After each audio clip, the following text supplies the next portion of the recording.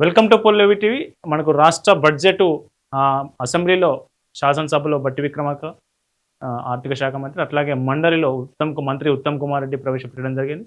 So ఈ budget సందర్భంగా కొన్ని కీలక అంశాలు బడ్జెట్ సందర్భంగా ప్రసంగంలో బట్టి విక్రమార్క చెప్పడం జరిగింది. అదేంటంటే బీమా దాదాపు 1,15,00,000 కుటుంబాలకు ఇందిరమ్మ బీమా పథకం జూన్ 2 నుంచి అమలు చేయబోతా ఉన్నట్లు కొత్త పథకం ప్రకటించింది ఈ బడ్జెట్ సందర్భంగా కాంగ్రెస్ ప్రభుత్వం. అట్లాగే ఇంటర్ విద్యార్థులకు కూడా మధ్యాహ్న భోజనం వీళ్ళకు ఎప్పటి నుంచో ఉంది. ప్రభుత్వ జూనియర్ కాలేజీలో చదివే పిల్లలకి వాళ్ళకు కూడా మధ్యాహ్న భోజనం పెట్టాలనే ప్రతిపాదన ఎప్పటి నుంచో ఉంది, గత గవర్నమెంట్ హయాం నుంచే. సో ఎట్టకేలకు ఈ ప్రభుత్వంలో దాన్ని ఇంప్లిమెంట్ చేయనున్నట్లు ప్రభుత్వం ప్రకటించింది కాంగ్రెస్ ప్రభుత్వం. అట్లాగే అల్పాహారం ప్రైమరీ నుంచి 10th క్లాస్ వరకు, ఇంటర్మీడియట్ వరకు కూడా అల్పాహారం అంటే టిఫిన్ కూడా ప్రభుత్వ పాఠశాలలో అందించబోతున్నట్లు ప్రకటించారు. సో ఇవి కీలక అంశాలు. అట్లాగే ఏటీసీ, ఐటీఐలు కావచ్చు, అట్లాగే ఏటీసీలు, ఈ కాంగ్రెస్ ప్రభుత్వం ఏర్పాటు చేసిన ఏటీసీ, ఐటీఐలో చదివే విద్యార్థులకు నెలకు 2,000 చొప్పున స్కాలర్షిప్ స్టైఫండ్ రూపంలో ఇవ్వాలని ప్రభుత్వం నిర్ణయించింది. ఇవి కొత్త అంశాలు. సో మిగిలిన బడ్జెట్ కనుక చూస్తే 3,24,000 కోట్ల బడ్జెట్ రాష్ట్ర ప్రభుత్వం ప్రవేశపెట్టడం జరిగింది. సో ఏ శాఖకు ఎంత కేటాయించారనేది తగ్గినాయా, గతంతో పోలిస్తే పెరిగినాయా, ఏ శాఖకు పెరిగినాయి నిధులు, ఏ కేటాయింపులు, ఏ శాఖకు తగ్గినాయి అనే విషయాన్ని మనం అనలైజ్ చేద్దాం. గత ఏడాదితో పోలిస్తే నేటి బడ్జెట్ పోలిక చూద్దాం. పంచాయతీరాజ్ శాఖ గత ఏడాది 31,605 కోట్లు పెడితే ఈసారి 33,688 కోట్లు పెంచింది. అంటే స్వల్పంగా పెరిగినాయి. పంచాయతీరాజ్ డిపార్ట్మెంట్కు స్వల్పంగా పెరిగినాయి, గ్రామీణాభివృద్ధి, పంచాయతీరాజ్. సో నెక్స్ట్ వ్యవసాయానికి 24,439 కోట్లు గతంలో పోయిన సంవత్సరం పెడితే ఈసారి తగ్గినాయి. వ్యవసాయానికి ఈసారి బడ్జెట్లో కేటాయింపులు తగ్గినాయి. ఎంత మేరకు తగ్గినాయి అంటే 439 కోట్లను గతంలో పెడితే 24,439 కోట్లు అయితే ఈసారి 23,439, దాదాపు 1,000 కోట్ల వరకు తగ్గిందని చెప్పవచ్చు. 900 నుంచి 1,000 కోట్ల వరకు కేటాయింపులు తగ్గినాయి. సాగునీటి రంగానికి గతంలో 23,373 కోట్లు కేటాయింపులు జరిపితే ఈసారి 22,615 కోట్లు మాత్రమే కేటాయించారు. ఇక్కడ కూడా దాదాపు ఒక 700 నుంచి 800 క్రోర్స్ తగ్గినాయి. సాగునీటి ప్రాజెక్టులకు నిధుల కేటాయింపులు తగ్గినాయి. పంచాయతీరాజ్కు పెరిగినాయి, వ్యవసాయానికి, సాగునీటికి తగ్గినాయి. అట్లాగే విద్యుత్ శాఖకు స్వల్పంగా పెరిగినాయి. స్వల్పంగా అంటే ఎంత స్వల్పం అంటే 21,221 కోట్లు గతంలో ఉంటే 21,285 కోట్లు, అంటే దాదాపు ఒక 50 కోట్లు అట్లా పెరిగినాయి. సో విద్యకు సంబంధించి విద్యకు బడ్జెట్లో కనీసం 30% నిధులు కేటాయించాలనే ప్రతిపాదన ఉంది. ఎప్పటి నుంచో విద్యకు నిధులు పెంచాలని ఎమ్మెల్సీలు కావచ్చు, అట్లాగే ఉపాధ్యాయ సంఘాల నుంచి కావచ్చు పెద్ద ఎత్తున డిమాండ్ వచ్చింది. అటు పౌర హక్కుల సంఘం కావచ్చు, మేధావుల నుంచి కావచ్చు. సో విద్యకు ఎంత కేటాయింపులు జరిపారనేది చూస్తే విద్యకు 23,107 కోట్లు గతంలో కేటాయిస్తే ఇప్పుడు 26,674 కోట్లు, అంటే 3,000 కోట్లు మాత్రమే పెరిగినాయి. అంటే ఇది ప్రాథమిక విద్యకు, ఉన్నత విద్యకు కలిపితే ఇవి. సో 3,000 కోట్లు మాత్రమే పెరిగినాయి. 26,000 కోట్లు కేటాయించడం జరిగింది. సో గృహ నిర్మాణం విషయానికి వస్తే గృహ నిర్మాణంలో సగానికి సగం నిధులు తగ్గినాయి. ఒకవైపు ఇందిరమ్మ ఇండ్లు నిర్మిస్తున్నామని చెప్తూనే ఇప్పుడు బడ్జెట్లో మాత్రం నిధులు కేటాయించలేదు. ఆ విషయం స్పష్టంగా కనిపిస్తూ ఉంది. 14,154 కోట్లు గతంలో కేటాయిస్తే ఈసారి 7,430 కోట్లు మాత్రమే గృహ నిర్మాణ శాఖకు కేటాయించడం జరిగింది. వైద్యారోగ్యం, సో ఎడ్యుకేషన్కు కొంత పెరిగింది, 3,000 కోట్లు పెరిగింది. మరి హెల్త్కి ఎట్లా ఉంది? వైద్యారోగ్యానికి 12,393 కోట్లు పోయిన సంవత్సరం కేటాయిస్తే ఈసారి 13,673 కోట్లు, అంటే దాదాపు ఒక 1,000 కోట్లు, 1,300 కోట్లు అట్లా పెరిగినాయి. సో ఎస్సీ సంక్షేమానికి, ఎస్సీ కులాల అభివృద్ధి, ఎస్సీ సంక్షేమానికి 11,561 కోట్లు గతంలో ఉంటే 11,781 కోట్లు, అంటే స్వల్పంగా పెరిగినాయి. పెరిగిన స్వల్పం ఎంత అంటే 521, 784, ఒక 200 కోట్లు, కేవలం 200 అంటే 200 కోట్లు మాత్రమే ఎస్సీ సంక్షేమానికి పెంచడం జరిగింది. నిజానికి ఎస్సీ డిప్యూటీ మంత్రి, ఎస్సీ సామాజిక వర్గానికి సంబంధించినటువంటి డిప్యూటీ మంత్రి ఎస్సీ, అట్లాగే ఎస్సీ మంత్రి ఉన్నారు. సో ఈ ఎస్సీ కులాల అభివృద్ధికి మాత్రం కేటాయింపులు పెద్దగా పెరగలేదు. సో బీసీ సంక్షేమం విషయానికి వస్తే 11,405 కోట్లు గతంలో బీసీ సంక్షేమం కోసం కేటాయిస్తే ఈసారి 12,511 కోట్లు, అంటే దాదాపు 1,000 కోట్లు మాత్రమే పెంచారు. బీసీ సంక్షేమానికి సంబంధించి 1,000 కోట్లు పెంచి కాంగ్రెస్ ప్రభుత్వం పుణ్యం కట్టుకున్నదని చెప్పవచ్చు. సో హోంశాఖ గతంలో 10,000 కోట్లు ఉంటే ఈసారి 11,907 కోట్లు, అంటే దాదాపు 1,100 కోట్ల వరకు పెరిగినట్టే లెక్క అంచనా. సో గిరిజన సంక్షేమం, ఎస్టీ సంక్షేమానికి ఎంత పెరిగింది అంటే 7,522 కోట్లు గతంలో కేటాయిస్తే ఈసారి 7,934 కోట్లు, అంటే స్వల్పంగా ఒక 400 కోట్లు మాత్రమే వ్యత్యాసం పెరిగింది. సో రవాణా, రోడ్లు, భవనాలు గతంలో 10,392 కోట్లు ఉంటే ఈసారి 12,789 కోట్లకు పెరిగింది. దాంట్లో దాదాపు ఒక 2,000 కోట్లు, 2,000 నుంచి 2,200 కోట్ల వరకు పెరిగినాయని చెప్పవచ్చు. పౌర సరఫరాలు కూడా 5,000 కోట్లు గతంలో ఉంటే ఈసారి 7,366 కోట్లు, అంటే దాదాపు 2,000 కోట్లు పెరిగింది. పరిశ్రమలు వాణిజ్యాలకు 400 కోట్లు తగ్గింది, మనకు స్పష్టంగా కనిపిస్తూ ఉంది. 3,898 కోట్లు గతంలో ఉంటే 3,490 కోట్లు ఈసారి నిధులు బడ్జెట్ కేటాయింపులు జరిపింది. సో మైనార్టీ సంక్షేమం 3,591 కోట్లు గతంలో ఉంటే 3,769 కోట్లు ఇప్పుడు కేటాయించారు. సో మైనార్టీలకు మాత్రం ఎప్పుడు నిధులు తగ్గవు. పెరుగుదల కూడా when we compare with BC welfare and SC welfare, మనకు బీసీ, ఎస్సీ, ఎస్టీ వెల్ఫేర్తో పోలిస్తే మైనార్టీ సంక్షేమానికి పెరుగుదల రేషియో ఖచ్చితంగా ఎక్కువ ఉంటుంది. అది మనం కాదనలేని సత్యం. ఎందుకంటే కాంగ్రెస్ అంటే ముస్లింలు అంటే కాంగ్రెస్ అనే విషయాన్ని ఈ ప్రభుత్వానికి నేతృత్వం వహిస్తున్నటువంటి సీఎం రేవంత్ రెడ్డి గతంలో చెప్పారు కదా. సో మైనారిటీలకు మాత్రం ఎట్లాంటి లోటు ఉండదు, వాళ్ళకు కూడా ఈసారి నిధులు కేటాయింపు ఖచ్చితంగా పెరిగినాయి. మైనార్టీల సంక్షేమానికి 3,591 కోట్లు ఉంటే 3,769 కోట్లు పెరిగినాయి, అంటే దాదాపు 200 పైచిలకు కోట్లు పెరిగినాయి. సో మహిళా సంక్షేమానికి కూడా ఈసారి పెద్ద ఎత్తున నిధులు పెరిగినాయి. 2,822 కోట్లు గతంలో ఉంటే 3,143 కోట్లు ఈసారి పెరిగింది. న్యాయశాఖకు కూడా స్వల్పంగా తగ్గింది, 100 కోట్ల వరకు తగ్గింది.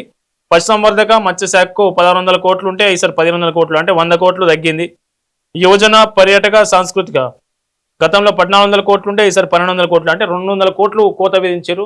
పర్యాటక రంగంకి పెద్ద ప్రభుత్వాలు దేశంలో ఉన్నటువంటి ఆయా రాష్ట్ర ప్రభుత్వాలు పర్యాటక రంగాన్ని ప్రోత్సహిస్తూ ఉంటే మన దగ్గర టూరిజంను అట్లాగే కల్చరల్ డిపార్ట్మెంట్ను ఈ ప్రభుత్వం నిర్లక్ష్యం చేస్తుందనే విమర్శలు వస్తూ ఉన్నాయి. ఎందుకంటే బడ్జెట్ కేటాయింపులే ఇందుకు నిదర్శనం. యువజన, పర్యాటక, సాంస్కృతిక శాఖకు 1,400 కోట్లు గతంలో కేటాయించుంటే ఇప్పుడు 1,224 కోట్లే కేటాయించడం జరిగింది. కార్మిక ఉపాధి కల్పనకు సంబంధించి 900 కోట్లు గతంలో ఉంటే ఒక 98 కోట్లు ఈసారి పెంచారు. సో మైనార్టీలకు, బీసీలకు ఇది కరెక్టేనా? బీసీలకు కేటాయించినటువంటి బీసీ సంక్షేమానికి ఎంత కేటాయించారు? 12,511 కోట్లు. బీసీలు ఈ రాష్ట్రంలో, అంటే కాంగ్రెస్ ప్రభుత్వం చేపట్టిన కులగణన ప్రకారమే బీసీలు ఈ రాష్ట్రంలో 46% అనుకుందాం. 46% ఉన్న బీసీలకు ఎంత కేటాయించారు? బీసీలకు 46% ఉన్న బీసీల కింద 12,511 కోట్లు. 12,511 కోట్లు. ఓకే. సో మైనార్టీలు ఎంత శాతం ఉన్నారు ఈ రాష్ట్రంలో అంటే 12% ఉన్నారు. 12% ఉన్నటువంటి మైనార్టీలకు ఎంత కేటాయించింది గవర్నమెంట్?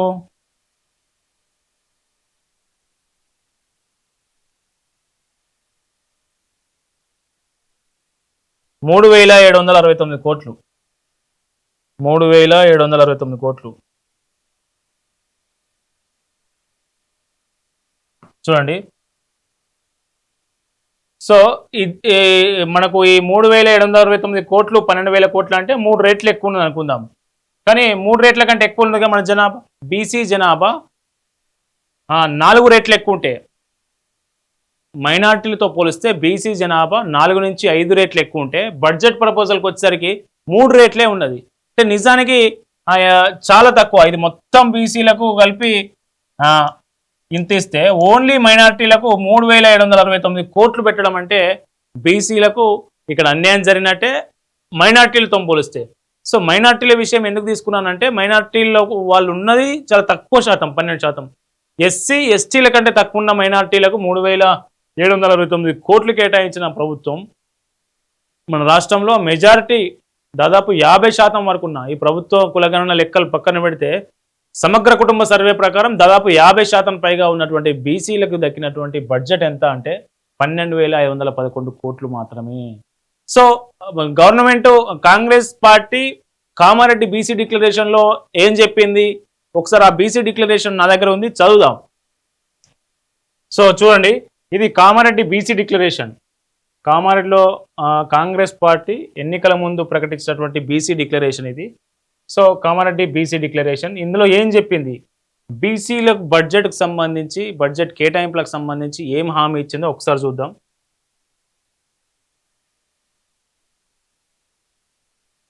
ఓకే, కులగణన బీసీ కమిషన్ నివేదిక ఆధారంగా అధికారంలోకి వచ్చిన 6 నెలల్లోపు బీసీలకు రిజర్వేషన్ల పెంపు. కొత్త స్థానిక సంస్థల్లో ప్రస్తుతం ఉన్న బీసీ రిజర్వేషన్లు 23% నుంచి 42% పెంపు. పంచాయతీలు, మున్సిపాలిటీలో కొత్తగా 23,973 మంది బీసీలకు రాజకీయ ప్రాతినిధ్యం. స్థానిక సంస్థల్లో బీసీ రిజర్వేషన్ల ఉపవర్గీకరణ. ప్రభుత్వ సివిల్ కన్స్ట్రక్షన్ మెయింటెనెన్స్ కాంట్రాక్టుల్లో బీసీలకు 42% రిజర్వేషన్.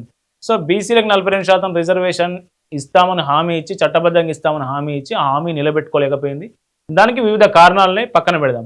సో బడ్జెట్ కేటాయింపులను ఎవరు ఆపుతున్నారు, బడ్జెట్ గురించి ఏం చెప్పి, నిధులకు బీసీ సప్లాన్కు తగినన్ని నిధులు మంజూరు చేసేందుకు మొదటి అసెంబ్లీ సెషన్లోనే చట్టబద్ధమైన హోదాతో మహాత్మా జ్యోతిరావు పూలే బీసీ సప్లాన్ ఏర్పాటు.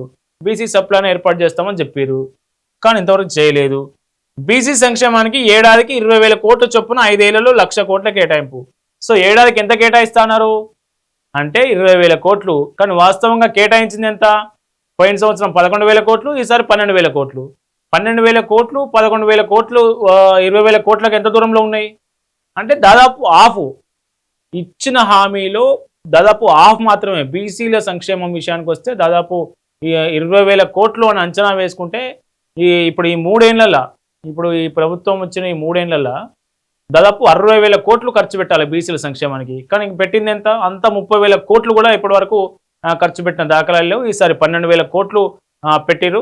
సో కామారెడ్డి డిక్లరేషన్లో 42% రిజర్వేషన్లు అమలు చేస్తామంటే అడ్డుపడ్డరు, కొందరు అడ్డుపడ్డరు, న్యాయపరమైన చిక్కులు వచ్చినాయి, కేంద్రం స్పందిస్తలేదు అని కేంద్రం మీద నిందేసిన ఈ కాంగ్రెస్ ప్రభుత్వం మరి బడ్జెట్ కేటాయింపుల్లో ఎవరు వద్దంటున్నారు, ఎవరు ఆపుతున్నారు ఈ ప్రభుత్వాన్ని. 20,000 కోట్లు ఇస్తా అని హామీ ఇచ్చింది కదా, హామీ ఇచ్చిన ప్రకారం 20,000 కోట్లు బీసీ సంక్షేమం కోసం ఖర్చు చేయొచ్చు కదా, నిధులు కేటాయించవచ్చు కదా అంటే ఎవరు, ఈ ప్రశ్నకు సమాధానం ఎవరు చెప్పరు. కాంగ్రెస్ పార్టీలో ఉన్నటువంటి బీసీ మంత్రులు కావచ్చు, బీసీ నాయకులు కావచ్చు, పార్టీలో ఉన్నటువంటి బీసీ లీడర్లు కావచ్చు, దీనికి ఖచ్చితంగా సమాధానం చెప్పాలని బీసీ సంఘాలు ప్రశ్నిస్తున్న పరిస్థితి. ఇది బీసీ సంక్షేమానికి సంబంధించి కాంగ్రెస్ పార్టీ ఇచ్చిన హామీకి ఈరోజు కేటాయించిన నిధులకు ఉన్నటువంటి స్పష్టమైన వ్యత్యాసం. సో స్కీమ్స్ వైజ్ ఎన్ని కేటాయింపులు జరిపారనేది చూద్దాం. 6 గ్యారంటీలకు దాదాపు 50,000 కోట్లు పెట్టింది.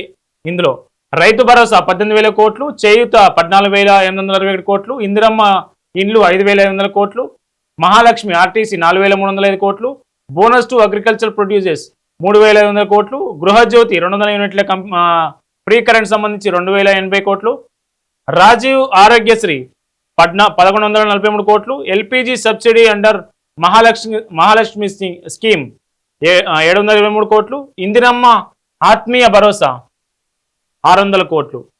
సో చేయూతకు సంబంధించి కూడా 14,867 కోట్లు పెట్టింది. సో 14,867 కోట్లలో మళ్ళీ నిజానికి చేయూతలు ఏం చెప్పారు, 2,000 పెన్షన్ 4,000 చేస్తా ఉన్నారు, 3,000 పెన్షన్ 6,000 చేస్తా ఉన్నారు. ఇంతవరకు ఇప్పుడు ఇది 3వ బడ్జెట్ పెడతా ఉన్నా కానీ ఈ ప్రభుత్వం వాళ్ళ పెన్షన్లు పెంచలేదు, వాళ్ళు ఆశగా ఎదురు చూస్తూనే ఉన్నారు. సో మహిళలకు ఇంటికి 2,500 ఇస్తా ఉన్నారు, అది ఇవ్వలేదు. సో దీనికి సంబంధించి ఇంకా మనం చూస్తే రాజీవ్ ఆరోగ్యశ్రీ కూడా పెద్దగా వర్కౌట్ అవుతున్న పరిస్థితి అయితే లేదు. సో మిగతా schemes, other important schemes, power subsidy 14,000 కోట్లు, రైస్ సబ్సిడీ 3,000 కోట్లు, కళ్యాణ లక్ష్మి షాదీ ముబారక్ 3,623 కోట్లు, డైట్ 2,170 కోట్లు, స్కాలర్షిప్స్ 4,343 కోట్లు, కంపల్సరీ ఆఫీస్ ఎక్స్పెన్సెస్ 2,323 కోట్లు, FC grants inclusive matching state share 5,526 కోట్లు, ఎస్డిఎఫ్ సిడిపి 3,300 కోట్లు. So Panchayati Raj and roads, ham రోడ్స్కు 1,172 కోట్లు పెట్టిరు. కన్స్ట్రక్షన్ ఆఫ్ రూరల్ రోడ్స్కు 750 కోట్లు, మెయింటెనెన్స్ ఆఫ్ రూరల్ రోడ్స్ 500 కోట్లు. మొత్తం పంచాయతీరాజ్ రోడ్స్కు మొత్తం 2,622 కోట్లు పెట్టారు. మళ్ళీ ఇందులో ఎన్ని ఖర్చు పెడతారు ఏంటి, గుంతల రోడ్లు ఇప్పుడైనా సమస్య తీరుతుందా లేదా అని చూడాలి.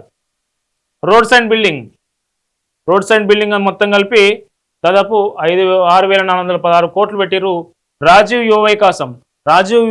యువ వికాసం నిధుల కేటాయింపు జరుగుతుంది తప్పితే నిధులు మంజూరు అవుతలేదు. ఆ రాజీవ్ యువ వికాసం ఎవరికి పథకం వర్తిస్తుందో, ఆ పథకం వల్ల ఎవరు లబ్ధి పొందుతున్నారో ఎవరికి తెలియని పరిస్థితి. సో ఇది బడ్జెట్లో ఉన్నటువంటి స్థూలంగా బడ్జెట్లో ఉన్నటువంటి ఇన్సైట్స్, బడ్జెట్ సంబంధించిన అంశాలు. అటు బీసీ వెల్ఫేర్ కావచ్చు, ఎడ్యుకేషన్ కావచ్చు, అట్లాగే వివిధ స్కీమ్లకు సంబంధించి కూడా కావచ్చు. చూస్తూనే ఉండండి. ఈ బడ్జెట్ మీద, రాష్ట్ర ప్రభుత్వ బడ్జెట్ మీద, స్కీమ్ల కేటాయింపుల మీద మీ అభిప్రాయాల్ని కామెంట్ చేయండి. చూస్తూనే ఉండండి పల్లవి టీవీ.